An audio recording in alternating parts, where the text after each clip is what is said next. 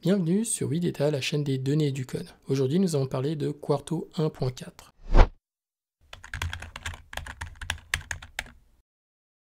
Et avant de commencer la vidéo, si c'est la première fois que vous venez sur cette chaîne, sachez qu'on fait des tutoriels en statistique et en programmation.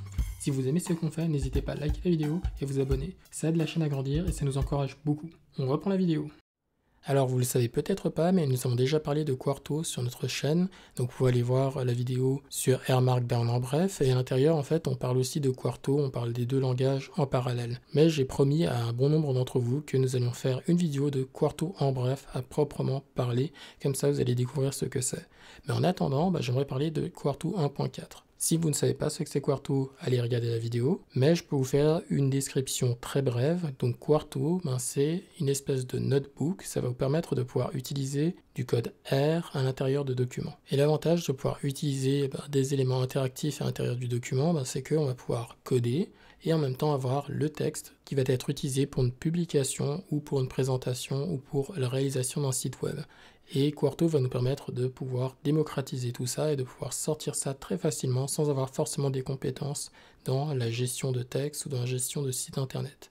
Donc tout ce que vous allez faire, c'est écrire votre code en R, en Python, en Julia ou en JavaScript avec Observable, et Quarto va générer pour vous un rapport de très bonne qualité. Et Quarto, c'est un peu une suite à R Markdown, mais c'est un R Markdown 2, ou un R Markdown en mieux, avec beaucoup plus de facilité d'utilisation et de termes communs. Donc vous verrez ça dans ma prochaine vidéo sur Quarto. Mais ici, dans la Quarto 1.4, c'est une version qui est sortie déjà depuis fin janvier 2024, oui.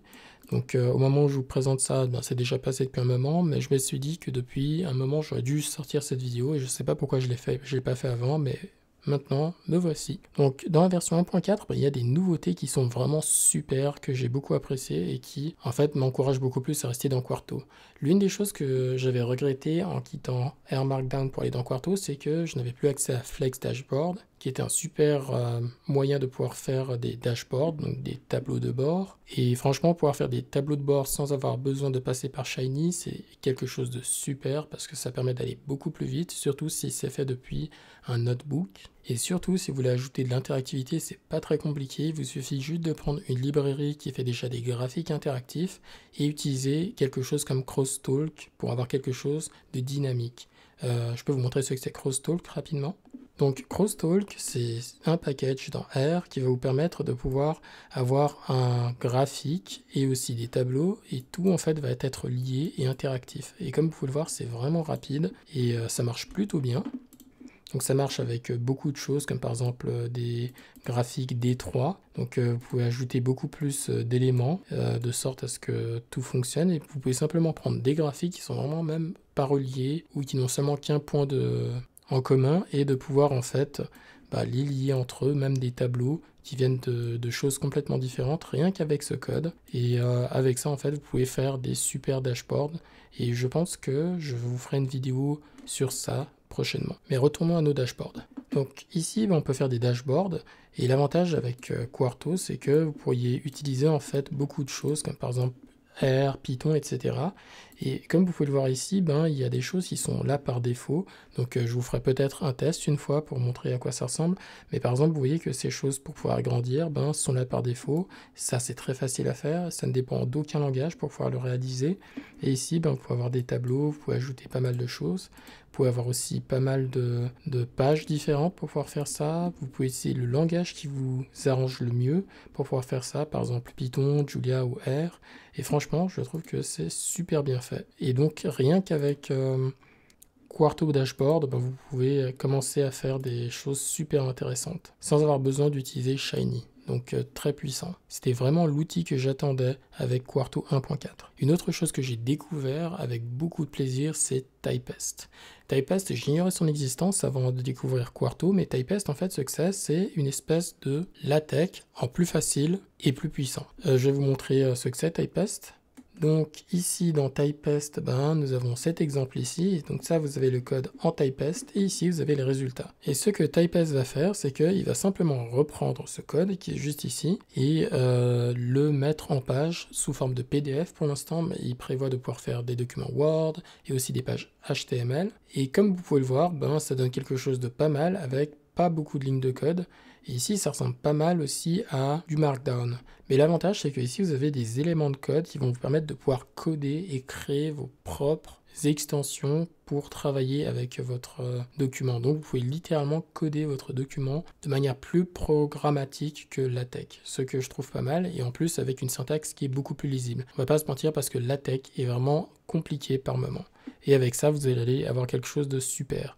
Un autre avantage avec ça, c'est que il compile super vite. Donc, lorsque vous allez créer vos documents, ils vont pouvoir sortir super rapidement. Il y a une gestion des espaces qui est super bien fait. Et j'ai essayé ça pendant 1 heure une fois. Et franchement, j'étais très séduit. Et donc, c'est pour ça que je suis très content de voir que Typest entre dans Quarto. Je vais vous montrer des exemples de choses qu'on peut faire avec Typest, en pur Typest simplement. Et avec ça, en fait, vous pouvez reprendre des formats que vous avez créés, donc références, et vous pouvez simplement remplacer le texte à l'intérieur. Vous voyez aussi qu'on peut faire des posters et donc avoir quelque chose qui est super bien fait, super cool en tout cas. Donc vous pouvez vraiment gérer l'espace comme vous avez envie, ce que je trouve vraiment incroyable. Là, vous avez un exemple de lettre. Ici, vous avez un exemple aussi.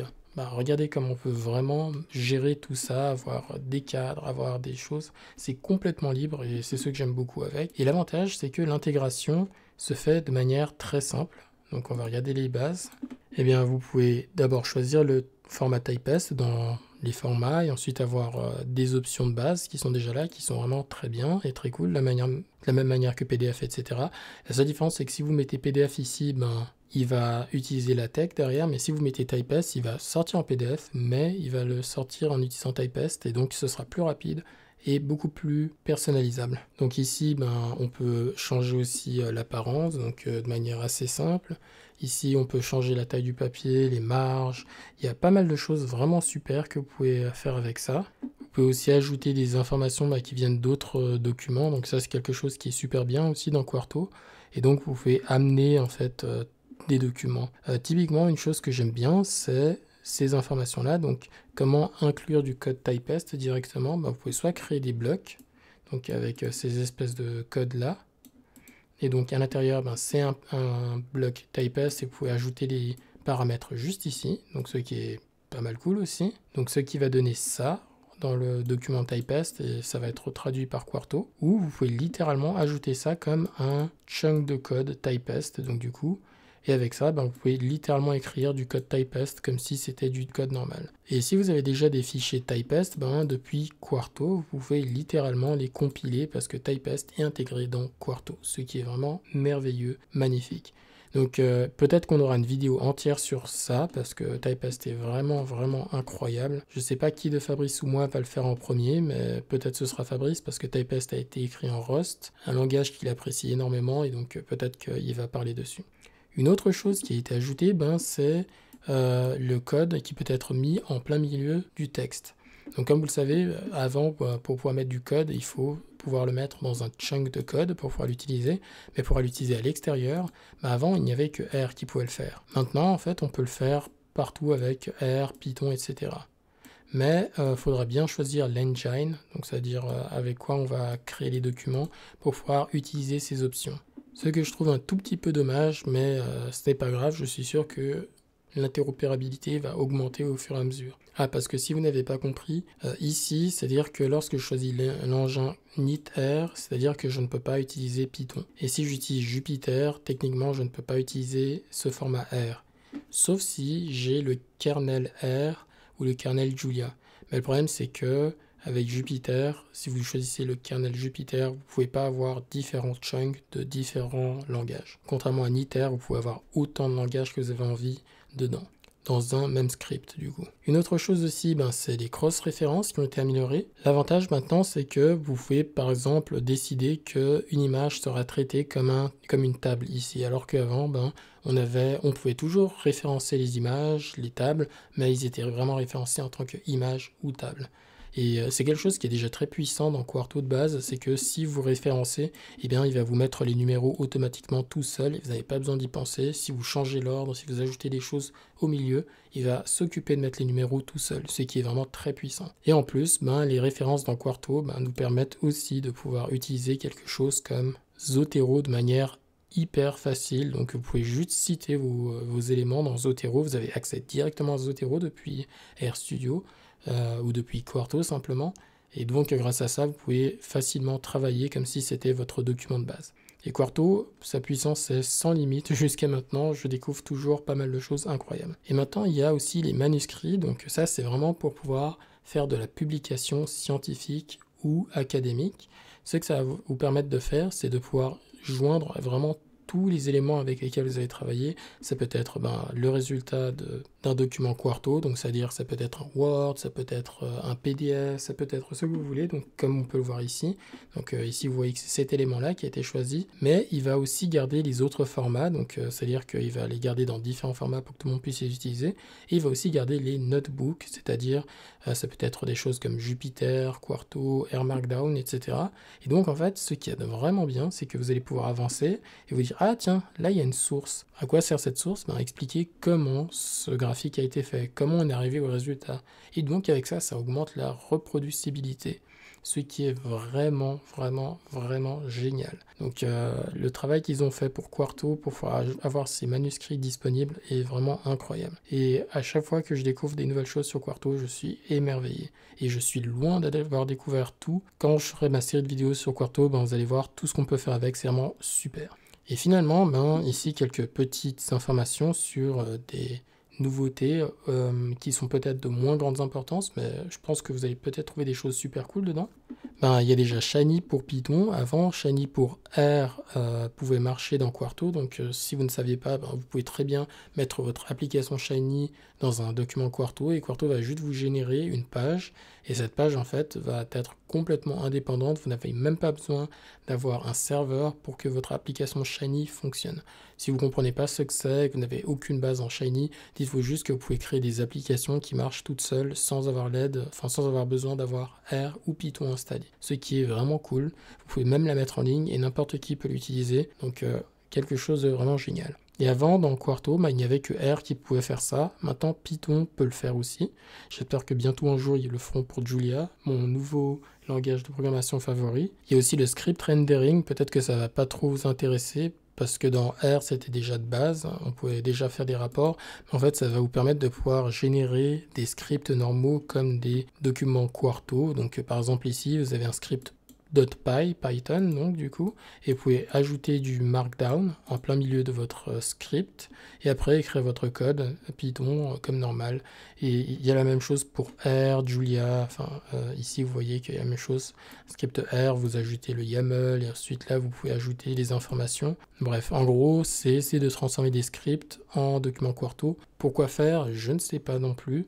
Peut-être qu'il y a des cas où ce sera vraiment utile. Alors ici, je ne vais pas parler de tout ça parce que c'est beaucoup de choses. C'est peut-être pas des choses qui m'intéressent moi. Peut-être que ça peut vous intéresser. N'hésitez pas à les regarder. Le lien est à disposition sous la vidéo. Mais j'aimerais juste parler 2 secondes de Lua, donc de quelques changements. Donc si jamais vous n'étiez pas au courant, pour pouvoir créer des extensions, parce qu'on peut créer des extensions sur Quarto, donc même vous pouvez vous dire, en fait, moi j'ai créé mon extension qui va permettre de faire ça dans les documents, ce qui rend Quarto vraiment très puissant, flexible et utilisable. Et bien, pour pouvoir écrire ces extensions, vous pouvez utiliser Lua, qui est un langage de programmation et qui, d'après moi, et je pense que Fabrice aussi est d'accord avec ça, est l'un des langages de programmation les plus faciles à apprendre. Je dirais même beaucoup plus facile que Python. Et chose encore plus impressionnante, c'est qu'il est beaucoup plus rapide que R et Python. Et si vous prenez Lua JIT, donc Just in Time Compilation, eh bien vous avez quelque chose qui est assez proche en fait des performances de Julia, ce qui est vraiment incroyable. Donc Julia, si vous ne connaissez pas, c'est l'un des langages disponibles pour Quarto,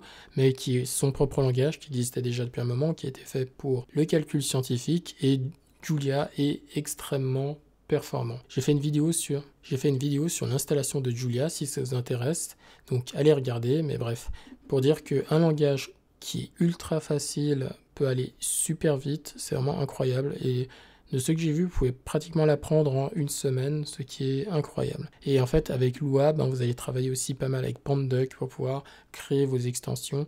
Donc si ça vous intéresse, n'hésitez pas à aller jeter un petit coup d'œil si vous voulez ajouter des choses dans Quarto. C'est ouvert, c'est libre. Et donc, si jamais, vous pouvez télécharger la dernière version de Quarto. Il me semble que cette version ne vient pas forcément directement avec la dernière version de RStudio, donc à l'heure où je vous parle, on est au début mars, donc n'hésitez pas à aller juste regarder. Donc Peut-être que plus tard ça va changer, mais en ce moment, si vous voulez avoir Quarto 1.4, il faut l'installer. Il va remplacer votre ancienne version de Quarto. Mais bref, c'est tout pour aujourd'hui. Ça faisait un moment que je voulais faire cette vidéo, maintenant ça me fait plaisir de l'avoir fait. J'espère que vous avez pu apprendre pas mal de choses intéressantes et que ça vous donnera encore plus envie d'apprendre Quarto avec moi. Si vous avez aimé cette vidéo, n'hésitez pas à liker, la partager, mais surtout à vous abonner. Ça nous aide beaucoup à pouvoir nous améliorer, à pouvoir grandir, mais aussi à pouvoir nous dire que ce qu'on fait, ça a de l'importance et donc nous encourager à produire du contenu de qualité, gratuit et pédagogique. Si vous avez des questions, des commentaires, n'hésitez pas à les mettre en section commentaires. Nous, ça nous fait toujours plaisir de les lire. Mais en attendant de se revoir dans de prochains contenus, portez-vous bien et à bientôt.